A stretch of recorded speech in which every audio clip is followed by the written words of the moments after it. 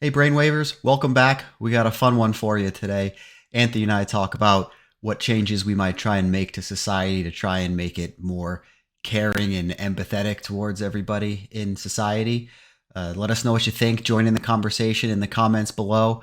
And don't forget to like and subscribe. Hope you enjoy this episode.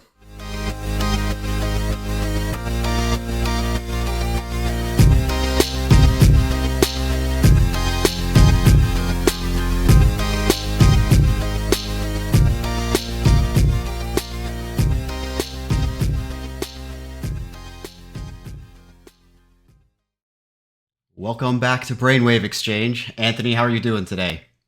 I'm doing really good. How are you? I'm doing all right. Doing all right. Enjoying the nice weather we've got out here today. It's a nice change from all the rain. Yeah, I can feel fall coming and I'm digging it. Yeah, that'll be nice. So I wanted to have a conversation with you today. I'm going to make a statement. I want you to tell me if you agree with it or disagree with it, and then we'll All go right. from there. All right.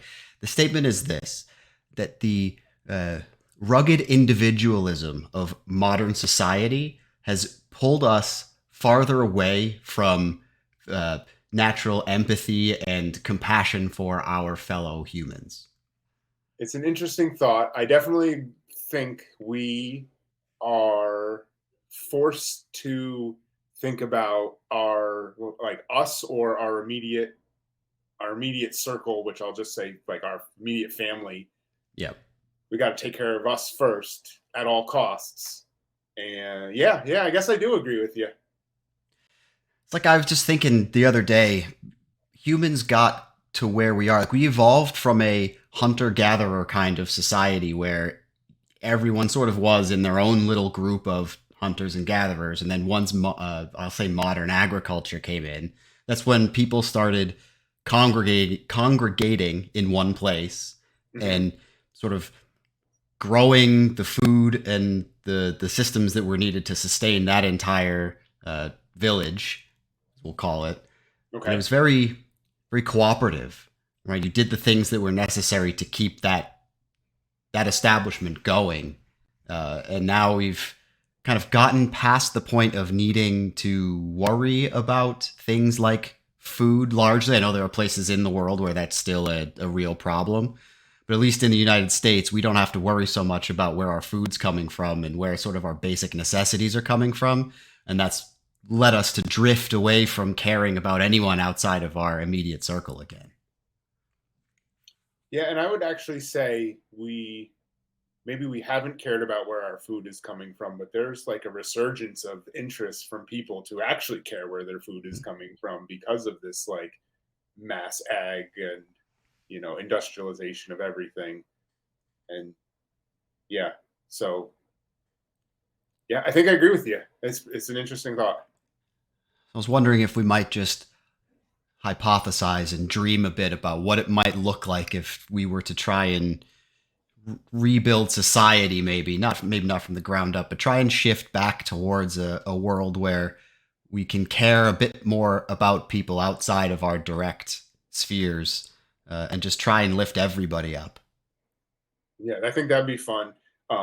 It's funny that you ask that because I wrote a document a while ago and I called it A Modern Civilization. And it was that sort of thought experiment where what if we were to take what we know now?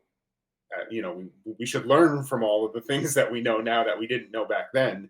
But what if we took off all the limitations that exist today, that we are currently coupled with that I think prevent progress in a lot of cases. Yeah. Do you have any quick examples of some of those limitations that we might be able to remove? Uh, I don't know that I like. I don't want to harp too much on the FDA, but like that's one of those things where they control food and drugs, and we're seeing that people, at least in the U.S., are sicker and living shorter lifespans, and so I know that they serve a like they serve a purpose where you have nefarious actors who are trying to just make a buck, and so that is a system of checks to prevent that stuff from getting out to the market.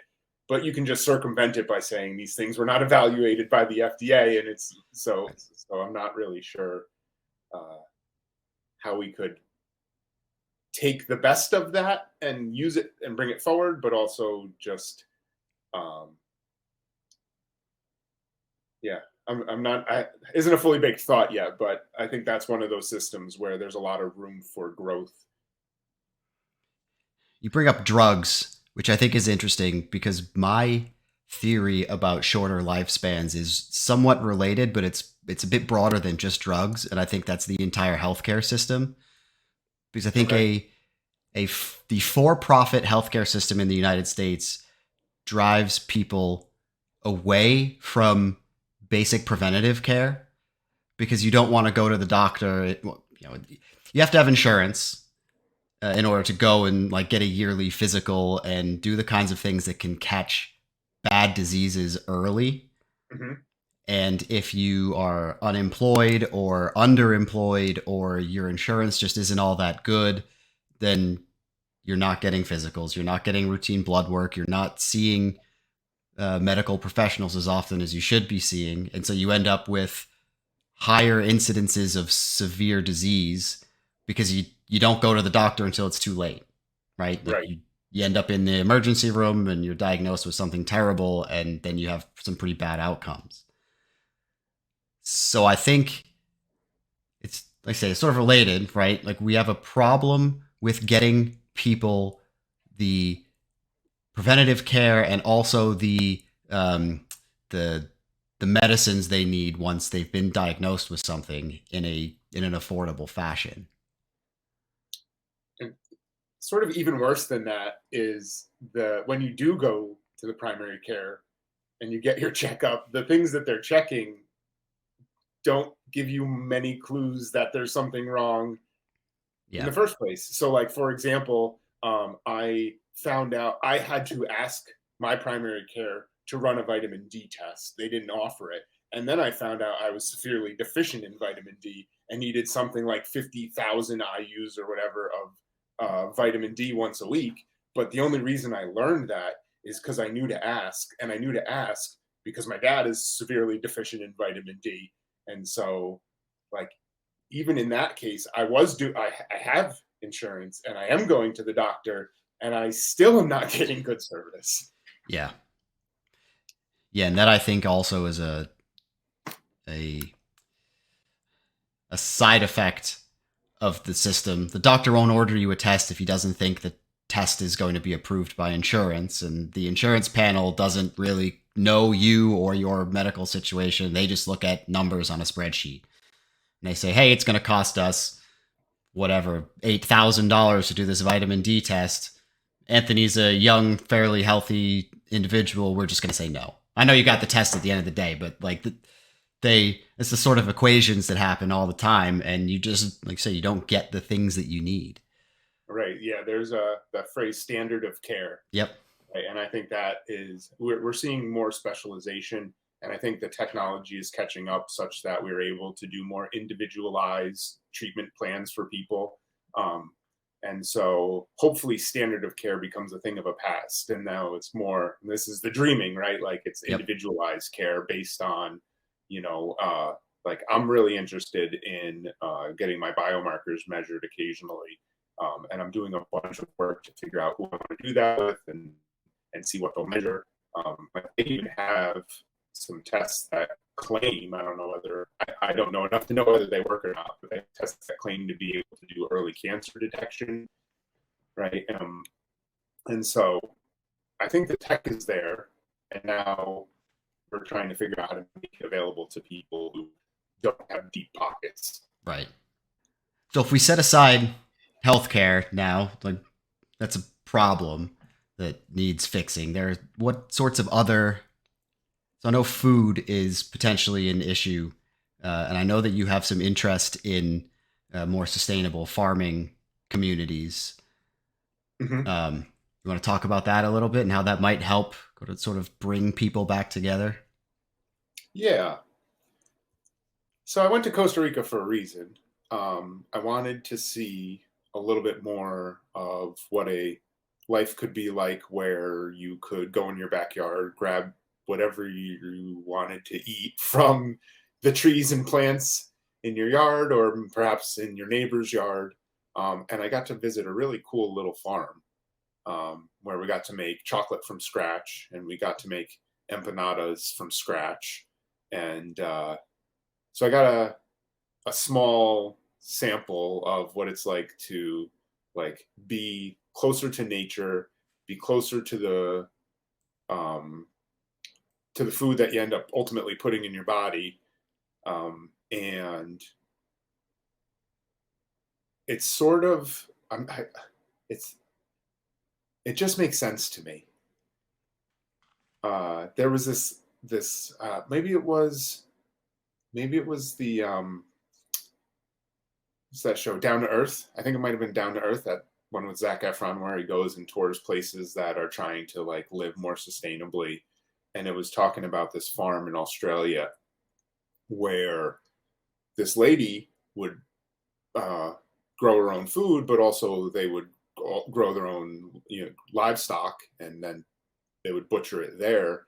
And they asked the question, like, how can you eat an animal that or like, that you raised? And the lady's response was, how could you not? And I thought that was really insightful. Like, we're feeding our animals candy because we need to fatten them up. And then we're like wrappers and all, which means it's got plastic in it. And some of that plastic presumably is getting into the thing that's going into your body. And then one my aunt said to me the other day, she's like, you're made of plastic partially. I'm like, yeah, that's terrifying. But she's totally right. Yeah, the amount of microplastics in everything these days is horrifying. And it's in us now. Yep. Right? Like, and what biological systems have learned to operate where plastic is a part of the process? It's going to be real interesting to see how this plays out. So anyway, going back to your question, like these communities where they think about like, hey, where's your water sources and what could potentially be polluting those water sources, and how does that feed into it's a whole ecosystem, right? So knowing by being closer to Earth, you begin to and the things produced by the Earth, you sort of get to appreciate how complicated everything is. And I think you also, again, going back to like knowing where your food comes from, you feel better. Yeah. And I think also when the food is coming from a known trusted source, say at one of these small sort of sustainable farming communities, the people who are growing and preparing the food and the animals are far more likely to be conscious of the practices they're using to grow those things when you're giving it to your neighbor, Right. versus you got a big corporation who is just trying to fatten up the pigs as much as they possibly can by feeding them candy, and their only goal is profit. And they don't see you ever. Like, the CEO doesn't care about you or your family. He just cares about the dollars in his pocket.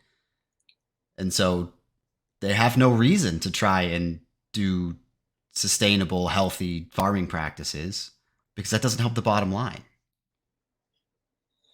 Yeah. So in this future vision of like how we could rebuild things where we're trying to incentivize healthfulness and wellness as like ways of being, I would keep coming back to this idea that I think it would be really interesting to put like the value of our currency. Part of one of the contributing factors to that formula is the state of the planet.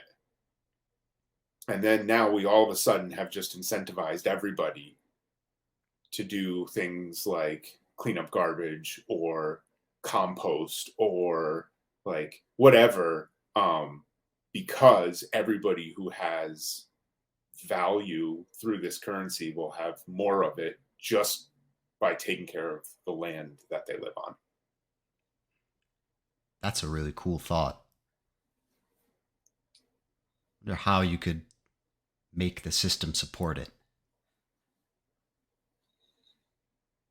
So what's interesting to me about all of this, like, I mean, it's less prevalent in the news these days, but like all this blockchain stuff and crypto is aside, I think part of the thing that made it explode and then fall off pretty quickly was it became like a money grab sort of thing. Um, but the underlying technology and what it does, like the transparency of transactions and like the ease at which you can um, like exchange value with people globally, like all that stuff is super cool. So I think again, I keep coming back to like I think we have a lot of the tech we need to do most of the things we want to do, Mhm. and it comes down to it. It's like a massive cooperation with enough people to make any of these things get legs. However, because we need to live in a like in a system where, for example, if I stop working and my mortgage isn't paid, then my house disappears. Like I'm stuck playing the game first before I can go do some of these more like ambitious Mhm. things. It's this chicken and egg problem. Yeah. The other problem I keep coming back to in my head that I think technology might help with is, for me, a lot of these solutions involve getting people closer together, because I said you need to see the people that are being affected by the decisions that you make, Hmm. and that ends up kind of shrinking the world a whole lot because we can't see people in other countries, so we sort of either bring people much closer together physically, or we need to be able to expand our viewpoint so that we can see everybody else and actually care about the people that aren't in our immediate sphere, which is the problem that Yeah, we that have. And I don't know how to solve that right away. Out of sight, out of mind, right? Like I personally do care about the people that live in other countries and would love to do more to be able to help them, but there are plenty of people around who just don't care because they can't see it. It's not their problem. So how can we expand people's spheres? I think let's go back to how it used to be, right? We started local because we didn't have the tech to expand those spheres, right? Like you only knew about what your tribe was doing and maybe some neighboring tribes. Um, and that was your circle. I think there's a little bit of a risk that comes with having a sphere that's too grand. And my example for that would be Reddit news in particular, right? And so I had to uninstall that because it is physically depressing to just read the news thing, right?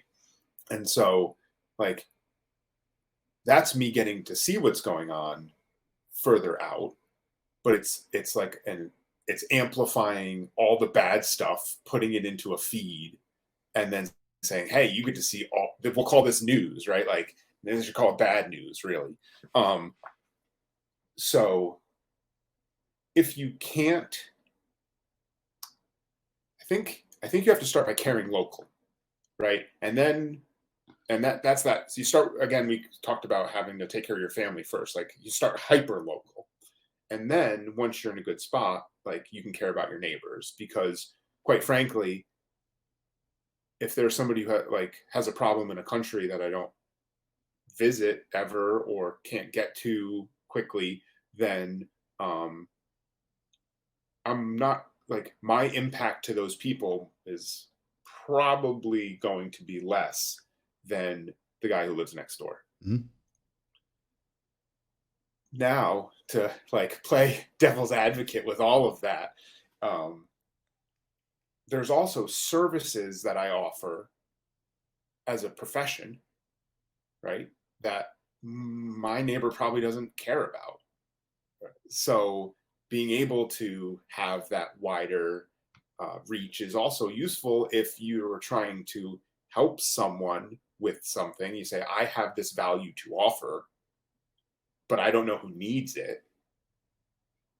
Then I can imagine. Then I see like having that ability to reach further out is valuable.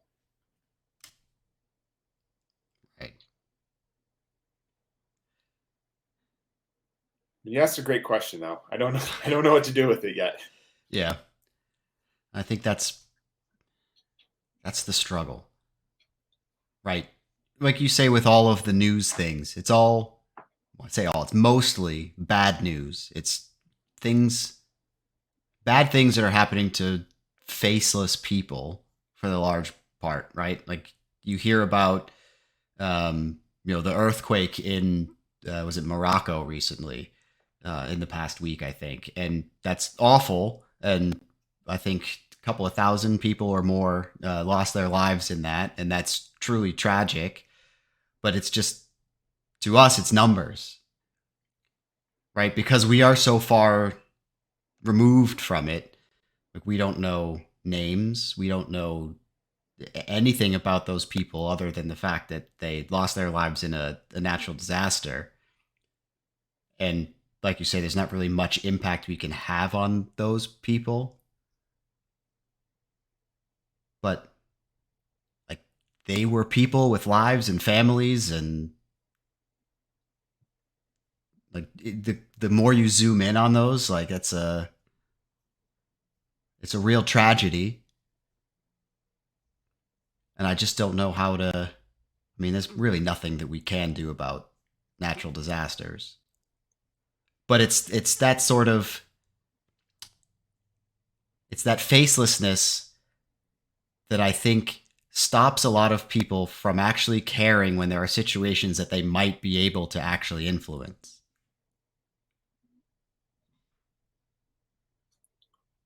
If that rambling made any sense.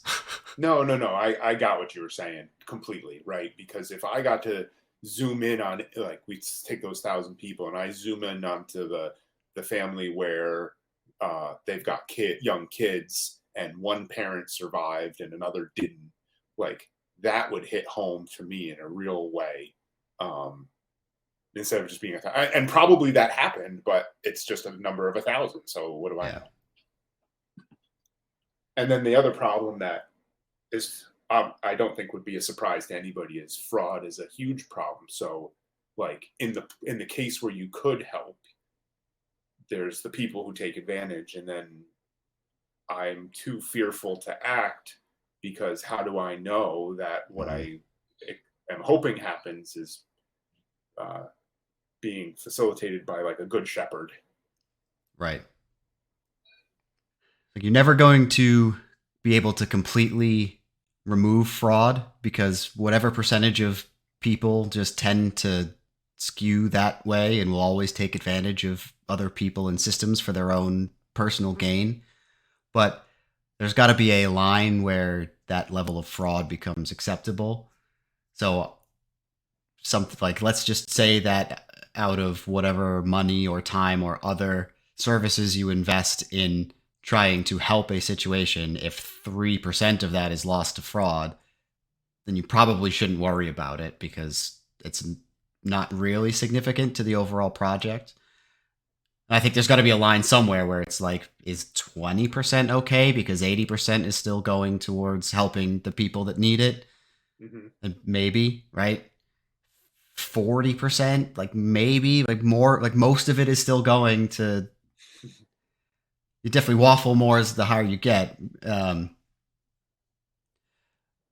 I think, and I have that same concern about not wanting to do things out of fear of being defrauded. But at some point, you got to hope that the level of fraud is just low enough. But which, okay, so that seems like a problem worth solving, right? Like one of the things that I think is a really cool thought experiment with this dreaming that we're doing here is, if we so we have to go way back to the beginning of the conversation where you said, we're getting further and further removed from where our food comes from, and you could say that about our clothes comes from, or like who educates our children is even becoming like a job somebody else does and we don't have to think about it.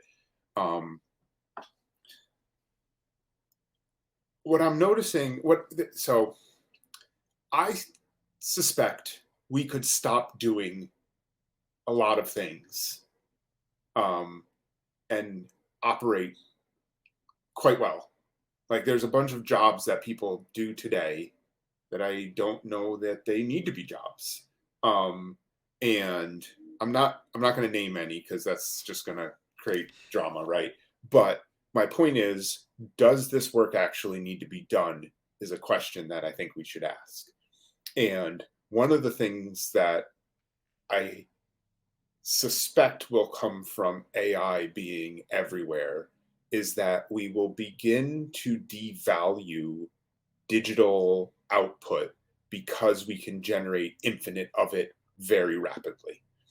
And what that's going to lead us to is we put a premium on what is real.